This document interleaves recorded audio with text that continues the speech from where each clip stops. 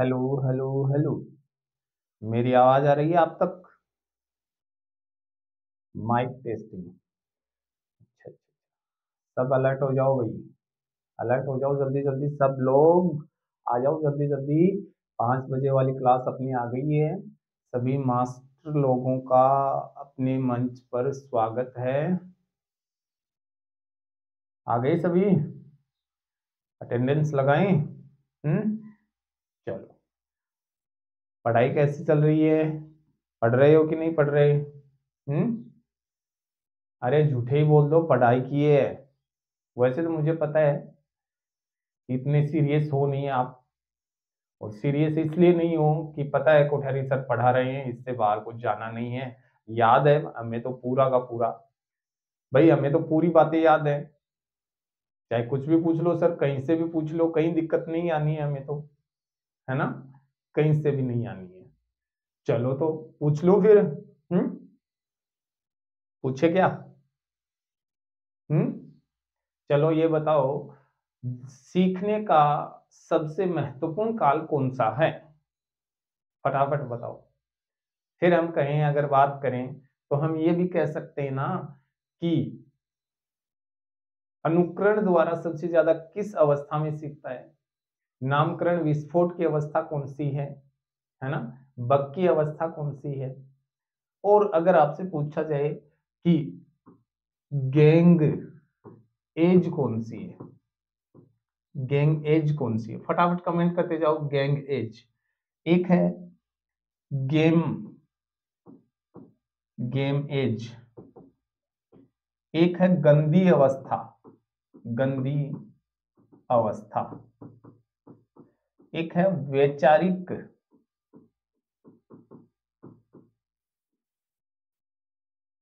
वैचारिक अवस्था। और एक हमने पढ़ा था सारस अवस्था कौन सी है? सारस। एक हमने पढ़ा था चुस्ती, चुस्ती अवस्था कौन सी है? फटाफट बताओ। देखिए देखना नहीं है, नोटबुक में नहीं देखना है। एक हमने पढ़ा था गोल्डन एज, गोल्डन एज। एक हमने पढ़ा था बसंत ऋतु, बसंत ऋतु। एक हमने पढ़ा था नेता बनने की इच्छा, नेता बनने की इच्छा किस अवस्था में पाई जाती है?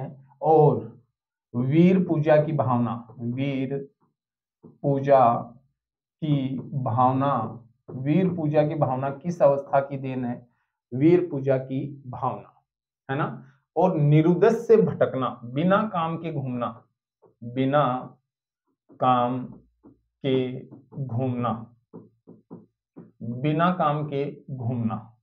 और जीवन का अनोखा काल, जीवन का अनोखा काल, जीवन का अनोखा काल किस अवस्था को कहा जाता है? जो बच्चा बता देगा उसने वास्तव में पढ़ाई की है। जीवन का अनोखा काल किस अवस्था को और किसने कहा था? फिर रुचियों में परिवर्तन, रुचियों में परिवर्तन, किसमें परिवर्तन है? रुचियों में परिवर्तन। ओके, रुचियों में परिवर्तन है। संग्रह करने की प्रवृत्ति, संग्रह करने की प्रवृत्ति, संग्रह करने की प्रवृत्ति किस अवस्था में पाई जाती है? और आत्मनिर्भर, आत्मनिर्भर बनता है, आत्मनिर्भर किस अवस्था में शिशु बनता है?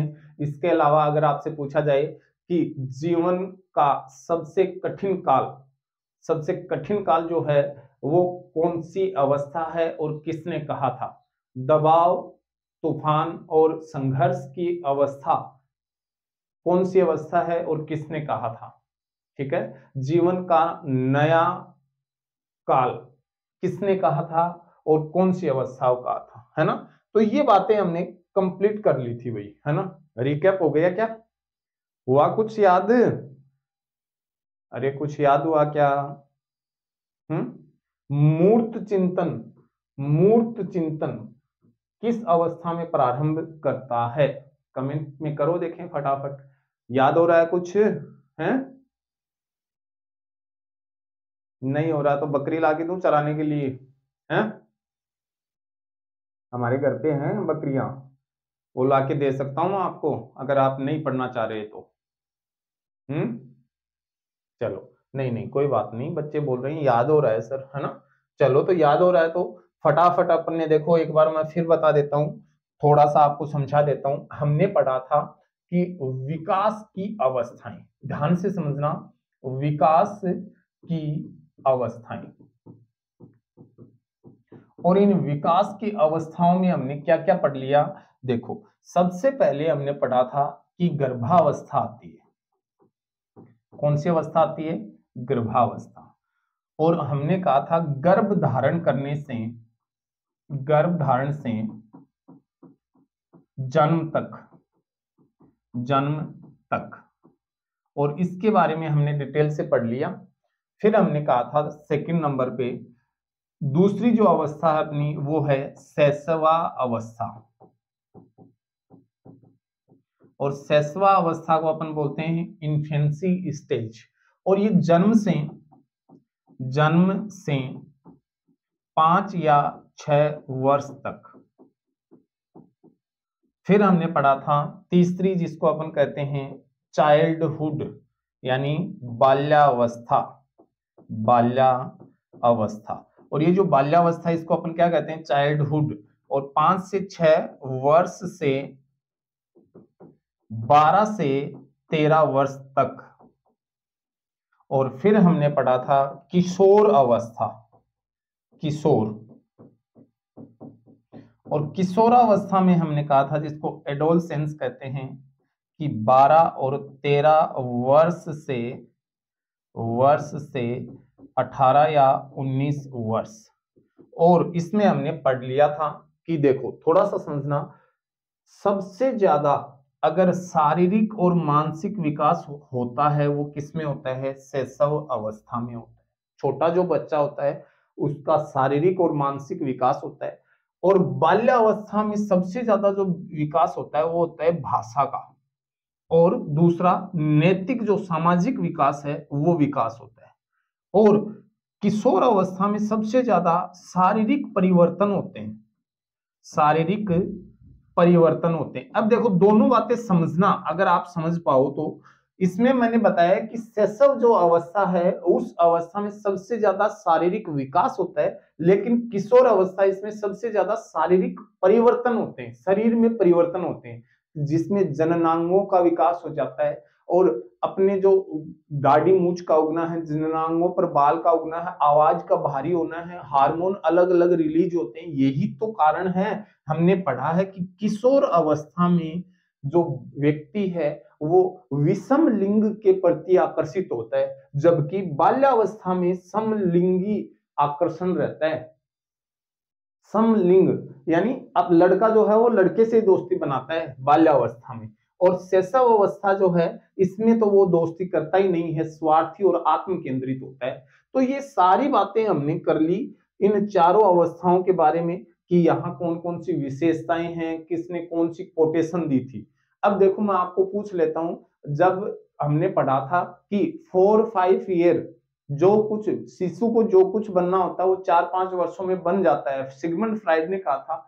और शिशु का मस्तिष्क कोरी स्लेट के समान, टेबुला रासा, जिस पर वह अपने अनुभव लिखता है, किसने कहा था? जॉन लोक ने कहा था। बताया हुआ है मेरा आराम से। छद्म या मिथ्या परिपक्वता का काल किसने कहा था? रोस ने कहा था। अब जो चीजें मैंने आपको प्रतिद्वंदात्मक सामाजिकरण की अवस्था किसने कही थी? किलपैट्रिक ने कही थी। जीवन का सबसे कठिन काल किलपैट्रिक ने कहा था। अब ये सारी बातें मैंने आपको बताई है। 10 वर्ष तक का बालक, ऐसा कोई बालक नहीं है जो 10 वर्ष तक खेल नहीं खेलता है, किसने कहा था? स्ट्रेन ने कहा था। अब ये सारी कोटेशन अपने को याद है, कहीं डाउट नहीं है। तो अब अपने को क्या क्या करना है समझना। अब देखो अपन इन सभी अवस्थाओं का विकास पढ़ेंगे। सबसे पहले पढ़ेंगे शारीरिक विकास, फिर पढ़ेंगे मानसिक विकास। तो ऐसे अपन एक एक विकास जो है उस विकास को कंप्लीट करेंगे, और साथ में एक एक व्यक्ति का एक सिद्धांत पूरा करते चलेंगे।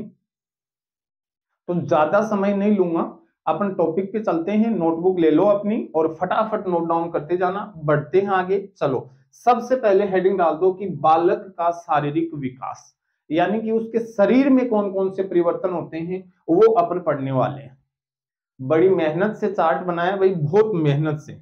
मेरे पास कोई अलग से, मेरे पास कोई कुछ भी कंटेंट जो है वो खुद मैं ही लिखता हूँ, क्लास जो है वो मैं ही रिकॉर्ड करता हूँ।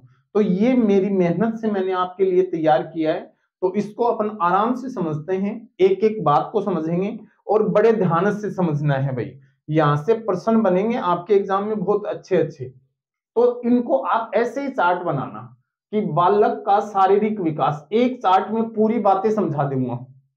देख लो, सबसे पहले अपन पढ़ेंगे शैशव अवस्था। क्या पढ़ेंगे? शैशव अवस्था। और फिर अपन क्या पढ़ेंगे? बाल्या अवस्था। और फिर अपन क्या पढ़ेंगे? किशोरा अवस्था। अब देखो, ये जो शैशव अवस्था जो है, ये जो शैशव अवस्था है, इसका जन्म से 5 वर्ष, और इसमें उसके शरीर में क्या क्या परिवर्तन होते हैं वो अपन इसमें पढ़ेंगे। तो देखो, कई बार पूछा गया है और आप मुझे बताना भी कि जन्म के समय शिशु का जो भार होता है ना, वो होता है 3.5 किलो, 3.6 kg। जन्म के समय शिशु का भार। और पौंड में अगर पूछा जाए तो 7.15 पौंड, 7.15 पौंड। फिर देखो, जब बच्चा 6 माह का होता है, अब इसमें मैं ज्यादा डीपली नहीं जाऊंगा, अपने को कोई क्लिनिक नहीं खोलना है, अपने को बस याद रखना है। और बाकी आप चाहो तो इसमें बहुत कुछ पढ़ सकते हो, लेकिन जहां तक जो फैक्ट आपके एग्जाम में पूछे जाएंगे वो मैं आपको बता रहा हूं। अब देखो, एक्चुअल में जब वो बच्चा जन्म लेता है उसके प्रथम सप्ताह में बच्चे का वजन घटता है, लेकिन कोई नहीं पूछेगा ये बातें। और फालतू का अपने पास समय भी नहीं है भाई, क्यों फालतू की बर्डन लेनी। अपने को तो सीधी सीधी बात है, जो एग्जाम में आई वो याद रख लो, और जो एग्जाम में नहीं आनी है, वैसे 200 रुपए की एक कोई भी नोटबुक ले आओ, बुक ले आओ, उसमें भरा पड़ा है मैटर, है ना। तो वो चीजें नहीं चाहिए अपने को। सीधी सी बात है कि बच्चे का जब जन्म होता है तो उसका वजन होता है 3.6 kg, लेकिन 6 माह में दुगुना हो जाता है, और 12 माह में कितना हो जाता है? 9.5 kg। कितना हो जाता है? 9.5 kg। 12 माह, 1 साल, 12 माह का मतलब 1 साल। 1 साल के बच्चे का वजन कितना होता है? 9.5 kg। 5 वर्षों की समाप्ति पर, यानी 5 साल के बाद उसका वजन कितना हो जाता है? 18 kg। 5 साल का मतलब शैशव अवस्था जब समाप्त होती है तो उसका वजन कितना होता है? 18 kg। और पौंड में अगर पूछे तो 38 से 43 पौंड होता है। कितना होता है? 38 से 43 पौंड। जन्म के समय शिशु की लंबाई, जब बच्चे का जन्म होता है ना, जन्म उस समय शिशु की जो लंबाई है वो है 51.25 सेंटीमीटर। और ये जो लंबाई है ये लड़के की है। याद रखना कि जन्म के समय शिशु की लंबाई है 51.25 सेंटीमीटर, लेकिन लड़की की हाइट कितनी होती है? 50.75, यानी कितनी होती है? 19 से 22 इंच के बीच में रहती है लड़के और लड़कियों की हाइट। फिर देखो, शिशु के मस्तिष्क का भार कितना होता है? 350 ग्राम। रट लेना भाई, जन्म के समय शिशु के मस्तिष्क का भार कितना होता है? 350 ग्राम। जन्म के समय हड्डियां कितनी होती हैं? 300 नहीं, सॉरी, 270। कितनी होती हैं? 270। और प्रथम माह में, जन्म के समय जो पहला महीना होता है, उस महीने में बच्चे के हृदय की धड़कन होती है 140 प्रति मिनट। 140 बार धड़कता है 1 मिनट में। लेकिन 5 से 6 वर्ष का जब बच्चा होता है तो उसकी धड़कन कितनी रह जाती है? 100 बार प्रति मिनट।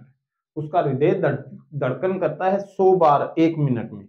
और 5 से 6 माह के शिशु की स्थायी अस्थाई, अस्थाई जिसको अपन कहते हैं ना, दूध के दांत, टाबर हाजत जैम बीच को दांत टूट जा तो नयो शाम लो, है ना। जन्यों को कहता है पोड़ी निकल गई है, बीच को दांत टूट जा तो जन्यों को कहता है कि पोड़ी निकल गई है। और पाछा दांत ने क्या करता? घर का के बताऊं था कि जल्दी उगाऊंगा? बताओ बताओ जल्दी बताओ। कि टूटेड़ो दांत, स्कूल में दांत टूट जाता तो उन लको के जेब में गाल के लाऊंता, ला के क्या करता? कि सब बताओ, कमेंट करके बताओ क्या करया करता। घर का एक बात बताऊं था ना। चलो, तो जो दूध का दांत बच्चा का है वह 5-6 महीना का बच्चा का है, और 1 साल का बच्चा का 8 दांत आ जा, और 4 साल को जो बच्चों हुआ है उनका 20 दांत हो जा। तो अस्थाई जो दांत हुए हैं, जन मिल्क की टीथ बोलना, दूध के दांत बोलना, वह 4 साल की उम्र में 20 दांत आ गया है, और वह 20 ही टोटल हुए, ठीक है ना। तो 1 साल में 8 और 4 साल में 20, और 5-6 महीना को जब बच्चों होते हैं उनका दांत निकलना शुरू हो जाए, ठीक है ना। फिर जन्म के समय जो उसकी मांसपेशियां होती हैं उसका भार जो है वो शरीर के भार का 23% होता है। भाई देखो, जितना मुझे लग रहा था, मेरा जो अनुभव बता रहा था, मैंने जो बातें बता दी, इससे बाहर तो जानी नहीं है। बाकी आप अगर इधर उधर से आपको लगे कि सर कम पढ़ा रहे हैं, तो देखो वो मर्जी आपकी है, जितना भारी वजन लोगे उतनी ही नई सीढ़ियां नहीं चढ़ पाओगे, वही रह जाओगे भीड़ में। तो देखो सीधी सी बात है, ज्यादा कुछ सोचना नहीं है। जन्म के समय वजन 3.6 केजी होता है, 6 माह में दुगुना, और 12 माह में कितना हो जाता है, 9.5 केजी। 4 से 5 वर्षों की समाप्ति, 5 वर्षों की समाप्ति के बाद 18 क्या हो जाता है, केजी। पौंड पूछे तो 38 से 43 पौंड। मस्तिष्क का जो वजन होता है 350 ग्राम होता है, ठीक है ना। हृदय का धड़कन जो है 140 बार है, लेकिन 4 से 5 वर्षों की समाप्ति के बाद कितना हो जाता है आपका, 100 प्रति मिनट। फिर हमने कहा था कि दूध के दांत निकलते हैं 5 से 6 महीनों में, और 1 साल के बच्चे के 8 और 4 साल के बच्चे के 20। फिर वो पौड़ी निकलनी शुरू हो जाए, दांत नीचे टूटना पड़ जाए। अब आ जाओ, अब पढ़ाऊंगा बाल्यावस्था। और बाल्यावस्था में, उत्तर बाल्यावस्था में वजन कितना हो जाता है, 36 से 43 केजी। कितना हो जाता है, 36 से 43 केजी, ठीक है ना। यानी देखो यहाँ 5 वर्षों में वजन हो रहा था 18 केजी, और यहाँ वजन हो गया 36 से 43 केजी, हो गया ना। 36 से 43 केजी वजन इनका अपना हो गया है, ठीक है। अब देखो, फिर हम देखेंगे आगे, और आगे देखते हैं तो हम कहते हैं दुगुना, वो कुछ अपन पढ़ेंगे नहीं, इस अवस्था में वजन बढ़ने लग जाता है। और फिर बाल्यावस्था में जो लंबाई है वो कम बढ़ती है बच्चे की, 2 से 3 इंच बढ़ती है। और 12 वर्ष की आयु में भार, मस्तिष्क का जो भार है वो कितना हो जाता है, 1260 ग्राम। इसको भाई थोड़ा सा आपको अच्छे से इंपॉर्टेंट डाल देना कि जन्म के समय मस्तिष्क का भार होता है 350 ग्राम, और 12 वर्ष की आयु में कितना हो जाता है, 1260 ग्राम। और फिर हड्डियां मजबूत होती हैं, लेकिन संख्या में कोई परिवर्तन नहीं होता। हृदय की धड़कन जो है वो 72 मिनट प्रति, मतलब 72 बार प्रति मिनट हो जाती है। और 5 से 6 वर्षों में दूध के दांत गिरने लगते हैं, और स्थायी दांत आते हैं। तो स्थायी जो दांत आते हैं वो 8 वर्ष में 12 आते हैं, और 10 वर्ष में 15। 12 वर्ष का जो बच्चा होता है उसके 25 दांत आ जाते हैं, और 13 से 14 वर्ष के बच्चे के 27 से 28 दांत जो हैं वो स्थायी दांत आ जाते हैं। और बाल्यावस्था में जो पेशियों का भार है वो शरीर के भार का 27 से 30% होता है। कितना होता है, 27 से 30। जो भार यहाँ 23% था, वो भार अब यहाँ कितना हो गया, 27 से 30% हो गया। तो कहीं कोई डाउट नहीं लेना है, घबराने की जरूरत नहीं है। बस इनको कंपेयर करके तुलनात्मक रूप से पढ़ोगे तो आपको एक एक बात जो है वो अपने आप याद हो जाएगी, है ना। तो मस्तिष्क का भार पहले 350 ग्राम था, अब 1260 हो गया है, ठीक है। अब देखो, किशोर अवस्था में क्या होता है कि प्रारंभ जो 15 वर्षों तक तो लड़कियों का भार अधिक होता है, यानी 15 साल तक तो लड़की जो है ना, लड़की वह मोटी हुए। क्यों, क्योंकि उनमें जो किशोरावस्था के जो गुण होते हैं वो लड़कियों में पहले आते हैं। तभी तो मैंने आपको पढ़ाया था age of beauty, teenage लड़कियों में पहले आती है ना, 11 से 13 वर्ष बताया था मैंने, जिनको टीन एज कहते हैं अपन। तो इसमें क्या होता है, लड़कियों में जो परिपक्वता के गुण होते हैं वो कंप्लीट होते हैं। और यही कारण है कि 15 वर्ष तक तो लड़कियां वजन में ज्यादा होती हैं, और उसके बाद 15 वर्ष के बाद लड़कों का वजन अधिक होता है। फिर जो भार होता है वो शरीर का भार जितना होता है उसके भार का 50% होता है, ठीक है ना। फिर हम देखते हैं कि लंबाई तेजी से बढ़ती है, और 11 से 14 वर्ष की आयु में लड़कियों की आयु अधिक होती है।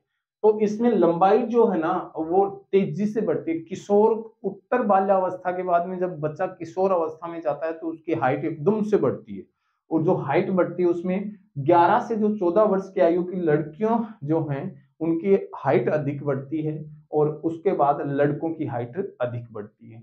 मस्तिष्क का भार कितना होता है? 1400 ग्राम। कितना होता है? 1400 ग्राम। हड्डियां कितनी हो जाती हैं? 206। हड्डियां कितनी हो जाती हैं? 206। और हृदय की धड़कन 72 बार प्रति मिनट, और 28 दांत तो उसके पहले ही आ चुके होते हैं, और 4 जिसको अकल दांत कहते हैं। अकल जाड़ बोला ना आपा, अरे बोलो मेरा अकल अकल जाड़ कदा होगी, उनके बाद में अक्ल आ जाए आदमी का, तो वो अक्ल दांत जिसको अपन क्या बोलते हैं? प्रज्ञा दंत, विजडम टीथ।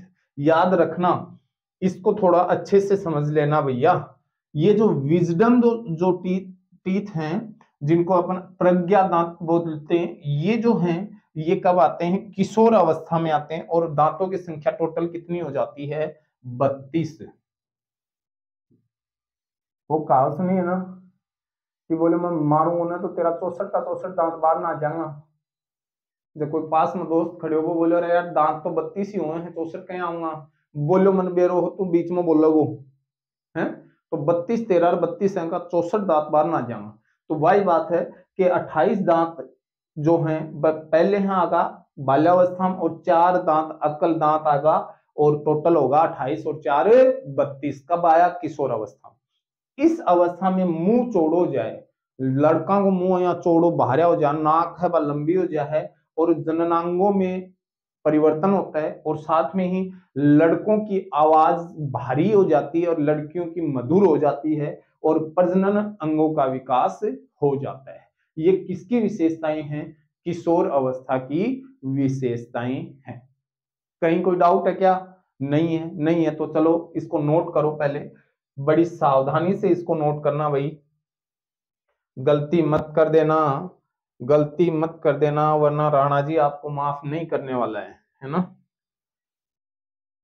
फिर वो गाना गाओगे ना, मुझको राणा जी माफ करना, गलती मारे से हो गई। ठीक है, तो गलती नहीं करनी है। यहाँ राणा जी नहीं है, यहाँ है माध्यमिक शिक्षा बोर्ड, और वो आपका प्रश्न डायरेक्ट ही गलत कर देगा, वो गाना गाने से काम चलेगा नहीं। ओके, चलो नोट डाउन कर लो और फिर अपना आगे बढ़ेंगे। चलो, अब नवजात शिशु की कुछ विशेषताएं होती हैं, कुछ अवस्थाएं होती हैं, यहां से प्रश्न आएगा, 100% आएगा भाई साहब। इसको मेरू रज्जू में डाल लो, सुबह शाम दूध के साथ एक एक चम्मच लेना है। ठीक है, एक एक अवस्था को लेना है।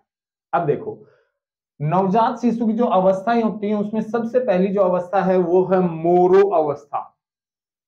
मोरियो बन जा, है ना? मोरियो क्या बना गो? छोटो टाबर हो ना, छोटो टाबर बहन ते कोई चीज लाके दे दो तो वो हाथ और पग है पकड़ के उन चीज न पकड़ने की कोशिश करे। वह जो अवस्था है वह है मोरो अवस्था, मोरियो बन के चीज पकड़ा है, बस याद रखें। और रूटिंग अवस्था, रूटिंग, रूटिंग क्या है कि रूटीन है आप गाल पर हाथ फेरा, रूटीन है। तो बच्चा का गाल पर अगर आप हाथ लगाओगे ना तो वो आपको मुंह खोलोगे और सिर न घुमाओगे। बी का गाल पर बच्चा अगर गाल पर रूटीन है हाथ लगाओ, रूटीन है, रूटीन है हाथ लगाओ तो मुंह खोलोगे, खुद को मुंह खोलोगे, मैंने बोला रूटिंग अवस्था। फिर है टोनिक नेक, पीठ के बल लेटकर सिर को घुमाएगा, इसको कहते हैं टोनिक। टोनिक ले वो, टोनिक है ना, टोनिक क्या ले वो? पीठ का बल लेट कर ले वो। ठीक है। ब्लिंकिंग, ये क्या होता है कि तेज प्रकाश होने पर बच्चा आंखें बंद कर लेता है, उसको कहते हैं ब्लिंकिंग। और स्टेपिंग क्या है? स्टेपिंग, स्टेपिंग है कि समतल पर खड़ा करने पर पांव में होने वाली लयात्मक जो गति होती है उसको क्या कहते हैं? स्टेपिंग। लयात्मक गति का मतलब है, स्टेप को नहीं उठाओगे, डांस करें जब स्टेप, स्टेपिंग, स्टेपिंग, स्टेपिंग, समझ गए क्या? जब समतल पे खड़ा होता है तो वो स्टेप करता है डांस करने के लिए, तो उसको क्या कहते हैं? स्टेपिंग। और फिटल एक्टिविटी क्या होती है? फिटल, फिटल स्टेज मैंने बताया था गर्भावस्था में। तो फिटल एक्टिविटी अगर थोड़ा सा भी दिमाग लगाओगे तो गर्भस्थ शिशु के हाथ पैरों में सबसे जो क्रियाएं होती हैं जब वो गर्भ में होता है, जो क्रियाएं करता है पेट में, पेट में कहते हैं ना, अरे देखो मुक्को मार रहे हो, मुक्का पेट पर, माँ का पेट में रहा जब वो एक्टिविटी करे तो उनके क्या? Fetal activity. एक होती है बेबिन्स की अवस्था, यदि बच्चे के पैर के तलवे को ठोका जाता है तो पैर की उंगलियां ऊपर की ओर जाती हैं और मुंह मुड़ जाती है। अगर छोटा टावर का ताड़वम पग का जो नीचे है मैं आप हाथ लगाऊंगा तो वो आंगलियां ना ऊपर ना मोड़ लेगो। बैन खा बेबिन्स की अवस्था के खा बेबिन्स की अवस्था। और एक होता है पर्चुनेट पीरियड, जिसमें बच्चे के गर्भनाल को काटकर बच्चे को मां से अलग किया जाता है। बच्चा जो होता है ना पर्चुनेट पीरियड में वो होता है जैसे ही प्रसव होता है उसके बाद बच्चे को उसकी मां से जिस गर्भनाल को काटकर अलग किया जाता है उस काल को कहते हैं पर्चुनेट पीरियड। क्या कहते हैं? पर्चुनेट पीरियड। तो याद रखना, मोरो अवस्था है, रूटिंग अवस्था है, टोनिक नेक है, ब्लिकिंग है, स्टेपिंग है, फिटल एक्टिविटीज है, बेबिन्स की अवस्था है और पर्चुनेट पीरियड है। अब इनको आपको नोट डाउन भी करना है। मेरी तरफ क्या देख रहे हो? नोट डाउन भी करना है ना? देखने से काम नहीं चलेगा, मेरी तरफ देखने से काम नहीं चलेगा, होगा ना? इस प्यार से मेरी तरफ ना देखो, है ना? तो ये अपनी नवजात शिशु की कुछ अवस्थाएं हैं, नोट कर लो इनको बड़े प्यार से। रूटिंग रूटिंग रूटिंग में क्या करना? गाल को छूना। बेबिन्स की क्या होता है? जब बेबिन्स की देखो, ध्यान से देखो, बच्चे के पैर के बेबी के तलवे को आप अगर हाथ ऐसे लगाते हो तो वो क्या करता है? अंगुलियां मोड़ लेता है, ठीक है ना? ये अपनी नवजात शिशु की कुछ अवस्थाएं हैं। फिर देखो आगे बढ़ते हैं, कुछ फैक्ट हैं, उन फैक्ट को अपन देखते हैं, ये आपको याद रखने पड़ेंगे, जरूरी हैं। देखो, हड्डियों का विकास पैराथायराइड ग्रंथि से संबंधित है। अच्छा प्रश्न है। हड्डियों का जो विकास होता है वो किससे संबंधित है? पैराथायराइड ग्रंथि से। और हड्डियों के जुड़ने को अस्थिकरण कहते हैं, इसको नोट करना। और हड्डियों के मजबूत होने को दृढ़ीकरण, दृढ़ यानी मजबूत। तो जो हड्डियों के आपस में जो हड्डियां जुड़ती हैं उसको तो कहते हैं अस्थिकरण, और मजबूत होती हैं उसको कहते हैं दृढ़ीकरण। पुरुषों में टेस्टोस्टेरोन तथा महिलाओं में प्रोजेस्टेरोन हार्मोन जो है वो जनन हार्मोन पाया जाता है। और एड्रिनल ग्रंथि एड्रिलिन हार्मोन स्रावित करती है जो संवेगों को नियंत्रित करती है। जो क्या करती है? संवेगों को नियंत्रित। अब देखो, मैंने बताया भी था आपको, मैंने बताया था कि क्षणिक संवेग की अवस्था, बताओ रे फटाफट बताओ, क्षणिक संवेग की अवस्था कौन सी है? क्षणिक संवेग की अवस्था। एक शब्द मैंने आपको ये भी लिखवाया था और एक शब्द मैंने ये भी लिखवाया था, संवेग अस्थिर होते हैं। याद आ रहा है क्या? अस्थिर होते हैं। किस अवस्था में संवेग अस्थिर होते हैं? चलो बताओ। फिर देखो, शरीर की सबसे लंबी हड्डी फीमर है तथा सबसे छोटी हड्डी स्टेपीज है।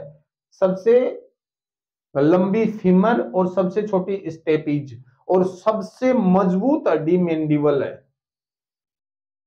भाई जहां तक मुझे पता है ये जबड़े में पाई जाती है, जबड़े में। और ये जो फीमर है ये जांग में पाई जाती है, जांग में। और ये जो स्टेपीज है ये शायद कान में, कंफर्म नहीं, थोड़ा देख लेना।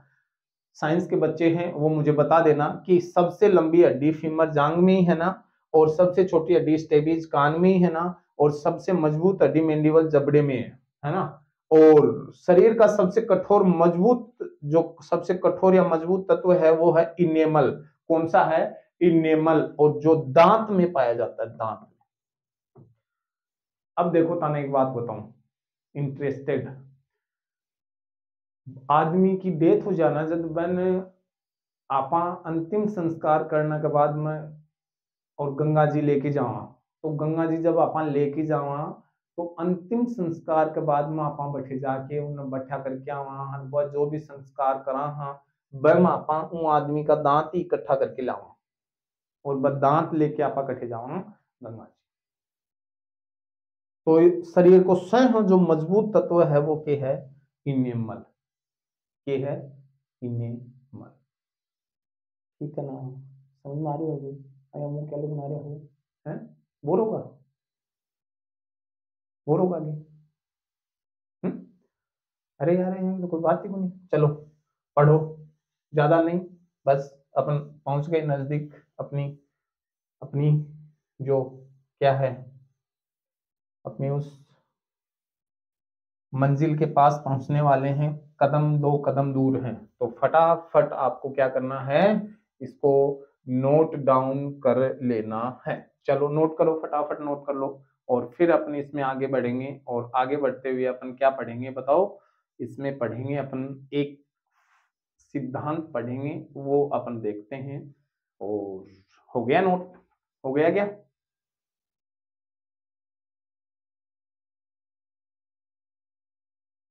चलो अब एक सिद्धांत दिया था, वो सिद्धांत अपन देखते हैं। और मनोलैंगिक विकास का सिद्धांत, इंपॉर्टेंट की पावर 1000 का क्यूब लगा देना, एग्जाम में आएगा आएगा। पहला सिद्धांत पढ़ा रहा हूं, मेंशन कर लेना। फर्स्ट नंबर का सिद्धांत है, एक सिद्धांत अपन शुरू कर चुके हैं, मनोलैंगिक विकास का सिद्धांत, साइकोसेक्सुअल डेवलपमेंट। किसने दिया था? Sigmund Freud. आ गया है फ्राइड, 4-5 ईयर। अब देखो फ्राइड ने कहा था कि किसी भी व्यक्ति के, उस व्यक्ति के व्यक्तित्व विकास पर उसकी काम शक्ति का बहुत प्रभाव पड़ता है। फ्राइड ने इसे क्या कहा था? लिबिडो। भाई साहब याद रख लेना इस लिबिडो को, इस लिबिडो को याद रख लेना कि अगर मानो फ्राइड ये कहता है, फ्राइड क्या कहता है ध्यान से समझना। फ्राइड ये कहता है कि अगर किसी व्यक्तित्व का, किसी व्यक्ति के पर्सनैलिटी का डेवलप होता है, तो उसमें सबसे ज्यादा उसमें उसकी जो काम शक्ति है, सेक्सुअल जो उसकी कंडीशन है, उसका बहुत ज्यादा प्रभाव पड़ता है।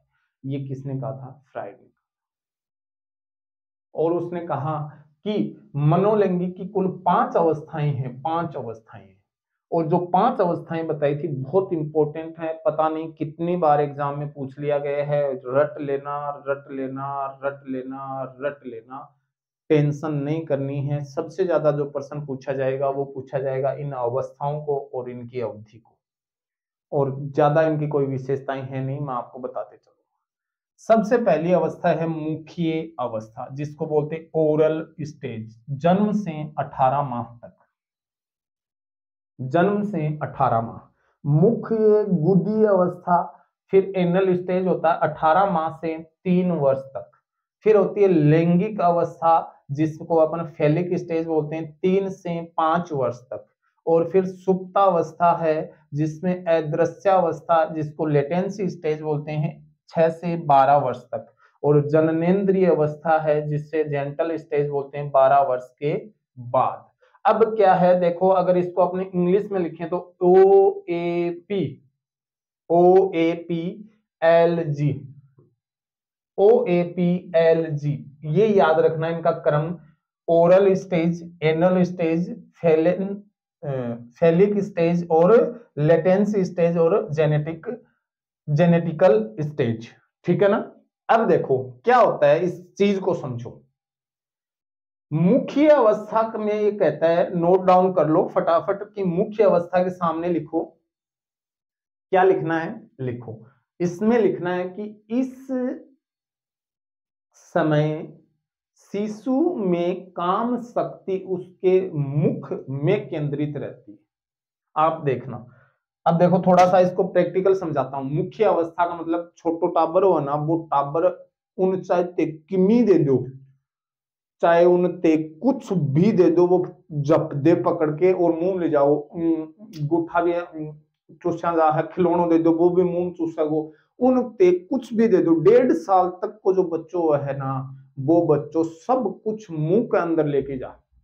को मतलब समझेगी कि जो काम शक्ति है वह मुख में, ओरल यानी मुख में केंद्रित हो है।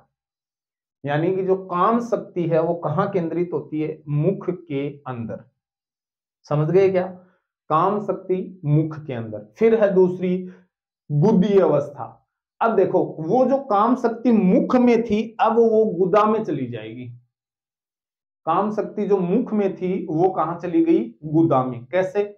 आप देखना, 1.5 साल को टाबर खूब पैदल चलने लग जाए, घूमने लग जाए, और वो सुबह सुबह जब पोटी जागो ना, तो वो बाजते, नोट करियो कभी भी देखियो, जहां मान लो वो 2 मिनट उरे बैठो, है ना, एक जगह बैठ गए और फिर मम्मी करने सी गई तो अब वो उठ के दूसरी जगह जाके बैठा हो, फिर उनको जागो तो तीसरी जगह उठ के जाके बैठा हो, है ना। उनकी जो काम शक्ति है वह गुदाम केंद्रित है, समझ गया कि। तो अब की बार गुदी अवस्था है और इसमें क्या करता है, उस काम शक्ति को वो गुदा के माध्यम से संतुष्ट करता है। तो इससे कहते हैं ये कब तक रहती है, 18 माह से 3 वर्ष तक, जिसको एनल स्टेज बोलते हैं। एनल स्टेज जगह जगह पोटी करता है, जगह जगह जगह जगह जाकर, इसको कहते हैं एनल स्टेज। लैंगिक अवस्था 3 से 5 वर्ष तक की है, 3 से 5। इसमें उसकी जो काम शक्ति है वो उसके जनन जो अंग है उनमें केंद्रित रहती है। फ्राइड कहता है ये बात, है ना। फ्राइड कहता है, तभी तो हमने पढ़ा था कि 5 वर्ष तक की अवस्था क्या है, आत्म केंद्रित स्वार्थी है। लेकिन ये कहता है यहाँ फ्राइड की लैंगिक अवस्था है 3 से 5 वर्ष। और फिर सुप्तावस्था जो है वो अदृश्यात्मक अवस्था है 6 से 12। अगर ध्यान से देखोगे तो यहां हमने पढ़ा था ये कौन सी अवस्था है, बाल्यावस्था। कौन सी अवस्था है, बाल्यावस्था। और बाल्यावस्था में हमने पढ़ा था कि काम शक्ति बिल्कुल भी नहीं होती है और बालक भय मुक्त रहता है। यही तो कारण है कि इस अवस्था में बालक शिशु जो है वो होमोसेक्सुअल समलिंगी होता है। उसका जो फ्रेंड सर्किल होता है वो समलिंग के प्रति आकर्षित रहता है, न कि लड़का लड़की की ओर, नहीं, लड़की लड़की की दोस्त होती है। तो यही कारण है कि यहाँ काम शक्ति क्या हो जाती है, सुप्त हो जाती है, अदृश्य हो जाती है। यहाँ काम शक्ति क्या हो जाती है, अदृश्य हो जाती है। और ये अवस्था कौन सी है, अपनी बाल्यावस्था। फिर देखो जननेंद्रिय अवस्था, कौन सी अवस्था है, जननेंद्रिय। और 12 वर्ष के बाद, और 12 वर्ष के बाद हमने कौन सी अवस्था पढ़ी है, किशोरावस्था। और किशोरावस्था की विशेषता हमने पढ़ी थी कि संवेग अस्थिर होते हैं और जो बालक जो होता है वो वीर पूजा की भावना रखता है और क्या कहता है, विषम लिंग के प्रति आकर्षित रहता है। तो यहाँ जो काम शक्ति होती है वो जनन अंगों में निहित हो जाती है और एक इस प्रक्रिया के माध्यम से वह एक नए मनुष्य का निर्माण कर पाता है। और वही प्रक्रिया होती है कैसे, जाइगोट से, युक्ता नामक एक बीज से उसकी शुरुआत होती है। तो ये जो सिद्धांत दिया था, ये दिया था सिगमंड फ्राइड ने, जिसमें उसने कहा था मुख्य अवस्था है, गुदीय अवस्था है, लैंगिक अवस्था है, सुप्तावस्था है, जननेंद्रिय अवस्था है। अब इनको आपको याद रखना है यूं का यूं, OAPLG OAPLG OAPLG, दिन में 5 बार बोलना, याद हो जाएगा। किसने कहा था, OAPLG, फ्राइड ने कहा था। ओके, याद हो जाएगा, कहीं कोई टेंशन नहीं लेनी है। और इसको आप अच्छे से नोट भी करना भी, है ना। 1% लेके जाएगा आपका, मैं फिर कह रहा हूं, आपका 1% लेके जाएगा, कंफर्म लेके जाएगा। और ज्यादा कुछ नहीं पूछेंगे, इन अवस्थाओं को और इनका कालखंड जो है वो आपसे पूछा जाएगा और उसमें आप गलती मत कर देना। हिंदी में हो सकता है नाम कुछ भी मिल जाए, लेकिन बोर्ड हमेशा जो अंग्रेजी के नाम है उनको सही मानता है, ठीक है ना। तो मेरे प्यारे साथियों, मेरे प्यारे शिक्षक दोस्तों, आप लगे रहो इसी तैयारी के साथ। कल अपन पढ़ने वाले हैं मानसिक विकास। कौन सा विकास पढ़ेंगे, मानसिक विकास। और ईमानदारी से मुझे बताना कि मजा आ रहा है या नहीं, पढ़ने में पढ़ने में मजा आ रहा है या नहीं। बाकी मुझे कोई गारंटी नहीं है आपको मजा आए कि नहीं आए।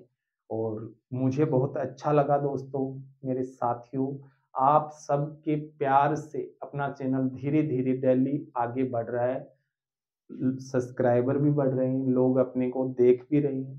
तो ऐसा ही अगर आपका प्यार बना रहा तो अपन निसंदेह है एक दिन बहुत अच्छा शिक्षा जगत में बहुत अच्छा काम करने वाले हैं, ठीक है ना। तो मिलते हैं कल की क्लास में, तब तक के लिए स्वस्थ रहिए, बड़ों का सम्मान कीजिए।